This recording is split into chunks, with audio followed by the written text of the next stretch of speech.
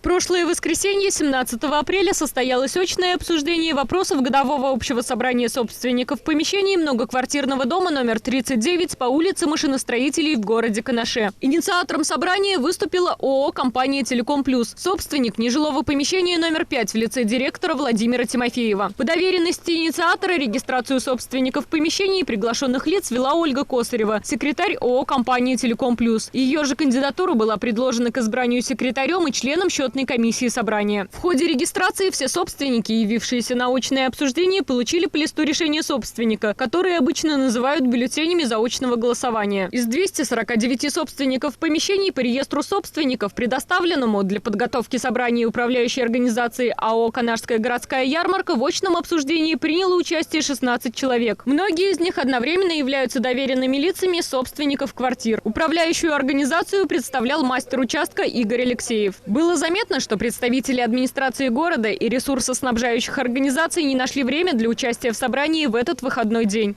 Владимир Тимофеев, директор ООО «Компании Телеком Плюс», напомнил соседям по дому, что, как и предписывается жилищным кодексом Российской Федерации, сообщения о созыве собрания, предложенной повестки дня, порядке обсуждения и принятия решений по ее вопросам были доведены до всех собственников помещений в многоквартирном доме, до управляющей организации и иных заинтересованных лиц. Главными вопросами повестки дня годового общего собрания являются отчет АО «Канашская городская ярмарка» о выполнении договора управления многоквартирным домом за 2021 год и отчет Совета многоквартирного дома, выбранного в конце марта 2021 года, о своей деятельности. В связи с изменениями в жилищном законодательстве и конкретной ситуацией с управлением многоквартирным домом, собственниками помещения предложено утвердить договор управления многоквартирным домом в новой редакции с обязательным приложением к нему конкретизированного состава общего имущества в многоквартирном доме и перечня работ по содержанию и ремонту общего имущества в многоквартирном доме в 2022 году. Предлагается также расширить состав Совета многоквартирного дома путем доизбрания в него собственников, проживающих в каждом подъезде, и представителей собственников нежилых помещений.